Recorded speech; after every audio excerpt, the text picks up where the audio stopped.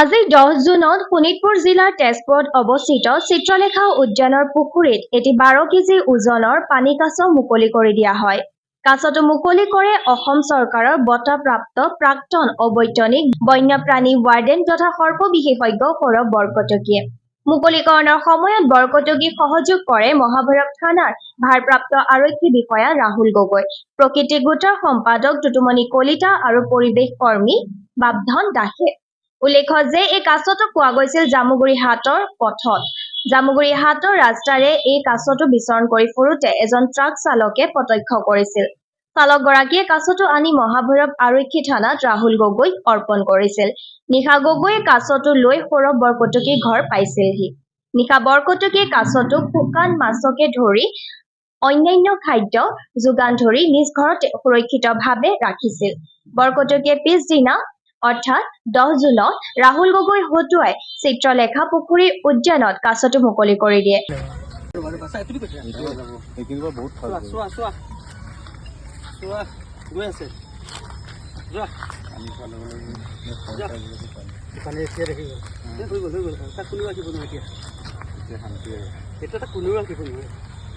পানী কাছ এটা দুৰা কাছ নহয়, এই পানীতে থাকে। মুকলিৰ আগমুহূৰ্তত ৰাহুল গগৈক এখনি ফুলাম গামোচাৰে সন্মান জনোৱা হয়। ৰাহুল গগৈ এজন আৰক্ষী বিষয়াৰ লগতে এজন প্ৰকৃতিপ্ৰেমী। ইয়াৰ পূৰ্বে কেইবাটাও জীৱ-জন্তু উদ্ধাৰৰ ক্ষেত্ৰত তেওঁ অৰিহণা আছে বুলি বৰকটকীয়ে জনায়। কালি মানে কি লখিমপুৰ চাইডৰ পৰা আহি আছিলে ট্ৰাক এখন, তেতিয়া মই বাহিৰতে আছিলো। তাৰপিছত থানাৰ সন্মুখত ট্ৰাকখন ৰাখিলে, মই নামি গাড়ী পৰা চিধাই 12:30 ফোন কৰিলে হেৰি কাছ এটা লৈ আছে। তাৰপিছত মই আহি লগৰ সুধিলোঁ, কোনে ক'লে জামগুৰি পাৰ হৈ সেই তেনেকুৱাতে কাছটো পালে। তাই তেনেকৈ ফৰেষ্টক যোগাযোগ কৰিছিলোঁ কৈছিলে। তাৰপিছত 100 ডাইল গৈছিলোঁ যে 100 ডাইল লগা নাই, ফৰেষ্টক ফোন কৰিছিলোঁ, তেনেকৈ ক'লে পুলিচ থানাত দি দিব। তাৰপৰা মানুহ দুজন আছিলে, তেনেকৈ দুইজনে আহি আমাক জমা দিলে। তেওঁলোকৰ নামটো দেৱনাথ কিবা আছিল। ভাল লাগিলে।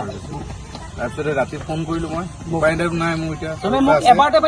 এবাৰতে সৌৰভদাক ফোন কৰিছোঁ, সৌৰভদাক লৈ ৰাতি আহি সৌৰভদাৰ ঘৰত দি গৈছে। আমাৰ চিত্ৰলেখা উদ্যানত 40 নম্বৰ কাছ, আৰু এই কাছটো আমি কালি ৰাতি যেতিয়া 1 বজাত উদ্ধাৰ কৰিছিলোঁ, আমাৰ ৰাহুল ভাৰপ্ৰাপ্ত বিষয়া তেওঁ মহাভৈৰৱ থানা তেওঁ উদ্ধাৰ কৰি দিছিলে। আৰু এওঁ কিবা ট্ৰাকৰ ড্ৰাইভাৰে ৰাস্তাত পাই পেলাই আনি তেওঁক চমজাই দিছিলে, আৰু তেওঁ আনি মোক দিলে। আমি সকলোৱে মিলি আজি চিত্ৰলেখা পুখুৰীত উদ্যানত মুকলি কৰিলোঁ। এইটো আমাৰ 40 নম্বৰ কাছ। আৰু ৰাইজলৈও মোৰ এটাই অনুৰোধ, যদি এনেকৈ কোনোবাই কাছ বা জীৱ জন্তু বিপদত পৰা দেখা পাইছে, তৎকালীন তাক উদ্ধাৰ কৰাৰ ব্যৱস্থা কৰিব লাগিব।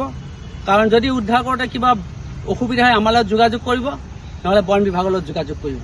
খালি জীৱটো যাতে কোনো ক্ষয় ক্ষতি হ'ব নালাগে তাত গুৰুত্ব দিব, কাৰণ সকলোৱে জীয়াই থকাৰ অধিকাৰ আছে। আমি যিহেতু মানুহ শ্ৰেষ্ঠ, আমি শ্ৰেষ্ঠতাৰ পৰিচয় দিব লাগিব সিহঁতক এনেকৈ সহায় কৰি।